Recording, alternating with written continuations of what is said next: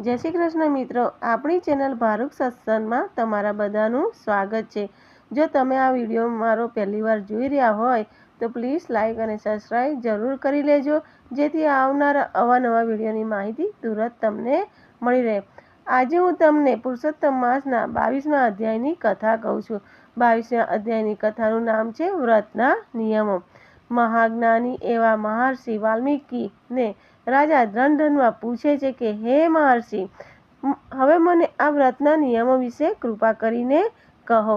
મહર્ષિ વાલ્મીકિ બોલ્યા, હે રાજન, આ વ્રત કરનાર ઘઉં, મગ, ઘી, ખાંડ, ચોખા, કેળા, સફેદ અનાજ, જવ, તલ, વટાણા, કાંગ, કંદમૂળ, કાકડી, સિંધવ, દહીં, દૂધ, ફણસ, આંબો, હરડે, જીરું, સૂંઠ, આંબલી, સોપારી, આમળા અને ગોળ વગેરે હવિયાસી અને ફળોનું ભક્ષણ કરવું।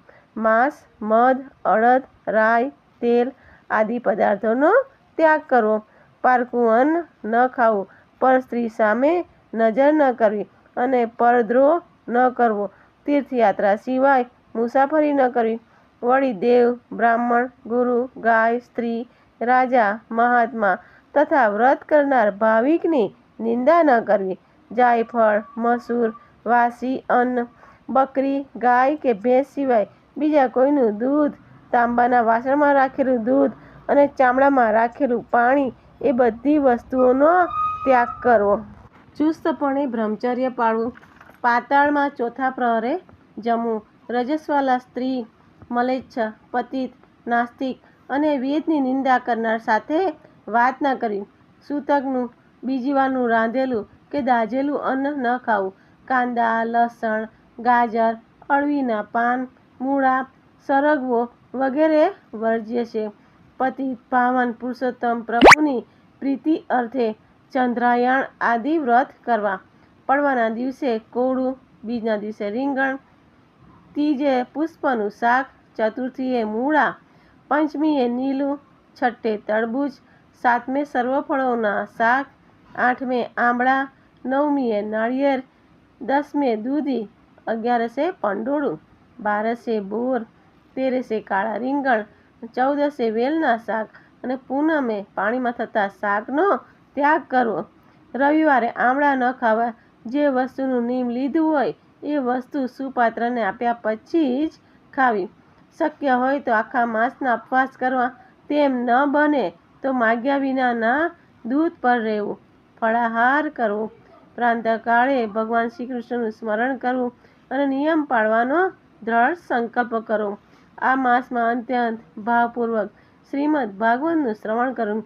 બને તો 1.25 લક્ષ તુલસી દળથી શાલિગ્રામ પ્રભુનું પૂજન કરવું। આ માસમાં વ્રત કરનાર ભાવિકને 100 યજ્ઞનું ફળ મળે છે। યમના દૂતો પણ આનાથી ડરે છે।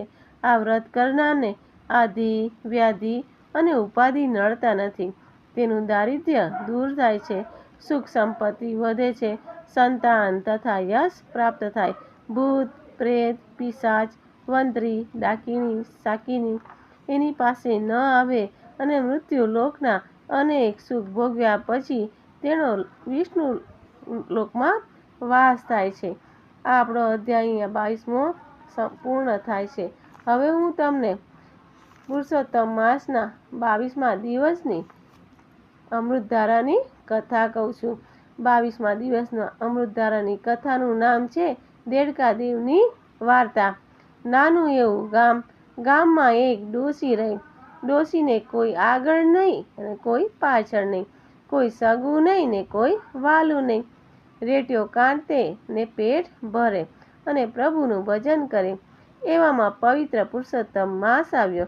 ડોશીએ વ્રત લીધું। રોજ નદીએ નાહવા જાય, વાર્તા સાંભળે, દેવદર્શન કરે ને કથા સાંભળે। બપોરે ઘેર આવે, રાંધીને ખાય ને પાછી કથા સાંભળવા જાય।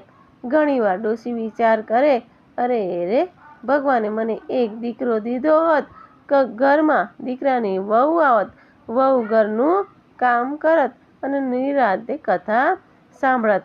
ડોશીનો આવો વલોપાસ સાંભળીને પુરુષોત્તમ ભગવાને વિચાર કર્યો કે આ ડોશીએ આખી જિંદગી મારી ભક્તિ કરી છે, માટે મારે એનો ભાવ સુધારવો જોઈએ. એક દિવસની વાત છે. ડોશી દાંતણ કાપવા વગડે ગઈ. દાંતણ કાપતા કાંટો વાગ્યો ને હાથ પર ફોલ્લો પડ્યો. ડોશી મૂંઝાણી. એક હાથે કામ થાય નહીં. વળી નાવાનું નીમ લીધું એટલે નદીએ જવું પડે. ફોડલામાં પાણી ભરાઈને પીડા વધતી જાય. ડોશી તો ભગવાનનું નામ લે અને પીડા સહન કરે. એક દિવસ ફોડલો ફૂટ્યો. 5 પરુના બદલે નીકળ્યો દેડકો. ડોશી તો આભી થઈ ગઈ.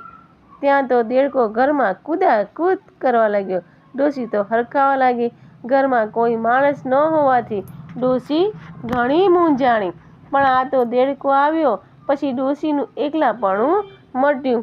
ડોશી તો દેડકા સાથે સુખ દુઃખની વાતો કરે, એને રમાડે જમાડે. દેડકો તો ડ્રાઉ ડ્રાઉ કરી માથું હલાવે. ડોશીના હાથના ફોડલામાંથી દેડકો નીકળ્યો. દેડકો તો ડોશી સાથે એવા હળી મળી ગયા કે તેની વાત જ ન પૂછો. ડોશી જ્યાં જાય ત્યાં દેડકાને ભેળો લઈ જાય. સગા દીકરાની જેમ રાખે. દેડકાને પથારી કરી દે, પારણીએ નાખે, હાલરડા ગાય, ક્યારેક વળે પણ ખરા. જે મળે એને દેડકાની વાત કરે. દીકરો મારો દેડકો નદીએ નાવા જાય, દેવ દર્શન નિત કરે, જે આપું તે ખાય. ગામમાં ડોશી અને દેડકાની વાતો થવા લાગી.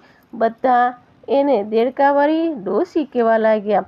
ઘણા દાંત કાઢે છે તો ઘણા મસ્કરી કરે, પણ ડોશી કોઈનું સાંભળતી નહીં. એ ભલી ને એનો દેડકો ભલો. આમ કરતાં પુરુષોત્તમ માસ પૂર્ણ થયો. પણ દેડકો રોજ પરોઢિયે નદીએ નાવા જાય. એ તો પ્રભુ સ્વયં હતા. દેડકાનું ખોડિયું ઉતારીને અસલ સ્વરૂપ ધારણ કરીને સ્નાન કરે. સ્નાન કરીને પાછું દેડકાનું ખોડિયું ધારણ કરી લે. નદીના સામે કાંઠે રાજાનો મહેલ હતો. એક દિવસની વાત છે. રાજાની કુંવરી વહેલી જાગી ગઈ. ઝરૂખે આવીને જોયું તો એક દિવ્ય પુરુષને નદીમાં સ્નાન કરતો દીઠો. કુંવરી તો ભાન ભૂલી ગઈ. થોડી વારે એ દિવ્ય પુરુષ નદીમાંથી નીકળ્યો અને દેડકાનું ખોડિયું ધારણ કરીને ડ્રાઉ ડ્રાઉ કરતો ચાલ્યો ગયો. કુંવરીએ સંકલ્પ કર્યો કે પરણું તો આ દિવ્ય પુરુષને જ, બીજા મારે ભાઈ બાપ. પછી તો કુંવરી રોજ પરોઢિયે આવીને ઝરૂખે બેસે અને દિવ્ય પુરુષના દર્શન કરે. એક દિવસ કુંવરીનું માગવું આવ્યું, પણ કુંવરીએ તો સ્પષ્ટ કહી દીધું કે પરણીશ તો ડોશીના દેડકા સાથે. જગતના બીજા પુરુષ મારે મન ભાઈ બાપ. રાજા રાણી મૂંઝાયા. દીકરીને દેડકા સાથે પરણાવે તો આબરૂ જાય, જગતમાં હાંસી જાય. સામ દામ દંડ ભેદ બધું અજમાવ્યું, પણ કુંવરી એકની બે ન થઈ. પરણું તો દેડકાને જ પરણું, નહીતર કુંવારી મરું. રાજા રાણીને ડોશીને મહેલે બોલાવીને વાત કરી. ડોશી તો ગભરાણી. હાથ જોડીને કગરવા લાગી કે આવી મસ્કરી ન કરો. ડોશીએ કુંવરીને પણ સમજાવી, પણ લીધી હઠ મૂકે તો એ કુંવરી સાની. આખરે ડોશીએ હા પાડી. ડોશી ગોળ ખાઈને પાછી આવી. દેડકાને ખોળામાં લઈને વાલથી બધી વાત કરી. વાત ગામમાં ફેલાઈ. લોકો હસવા લાગ્યા. બીજા દિવસે લગ્ન લેવાયા. દેડકો અને કુંવરી પરણીને ઉતર્યા. રાજા રાણીએ તેમને આશીર્વાદ દીધા. ડોશી વરઘોડિયાને લઈને ઝૂંપડીએ આવી. રાત પડતા ડોશી સૂઈ ગઈ ને પછી કુંવરી દેડકાને કહેવા લાગી કે હે દેવ, હું તમારા અસલ સ્વરૂપને જાણું છું. જરૂર તમે કોઈ દેવ છો. તમે કોણ છો એ મને કહો. ત્યારે દેડકા સ્વરૂપે પ્રભુ બોલ્યા, હે કુંવરી, તારા પિતા મહાયજ્ઞ કરે, સહસ્ત્ર ગાયનું દાન કરે, બ્રહ્મભોજન કરાવે તો હું અસલ સ્વરૂપમાં આવું. બીજે દિવસે કુંવરી તત્કાળ મહેલે ગઈ. પિતાને બધી વાત કરી. રાજાએ મહાયજ્ઞ આદર્યો, ગાયોના દાન દીધા, બ્રહ્મભોજન કરાવ્યા. શ્રીફળ હોમતા જ દેડકામાંથી પુરુષોત્તમ પ્રભુ પ્રગટ થયા. આકાશમાંથી દેવોએ પુષ્પ વૃષ્ટિ કરી. બધાને દર્શન આપી પ્રભુ ડોશીને અને કુંવરીને સદેહે વૈકુંઠ લઈ ગયા. ડોશી કેરો દેડકો નિત્ય નદીએ નાય, દેવ દર્શન નિત કરે, કળા નવ કળાય. હે પુરુષોત્તમ પ્રભુ, તમે જેવા ડોશી અને કુંવરીને તાર્યા એવા સૌને તારજો. જય શ્રી કૃષ્ણ મિત્રો. અહીંયા અમૃતધારાની કથા પૂરી થાય છે. તમને મારા વિડીયો ગમ્યો હોય તો પ્લીઝ લાઈક અને સબસ્ક્રાઈબ જરૂર કરજો. જય પુરુષોત્તમ દેવની જય.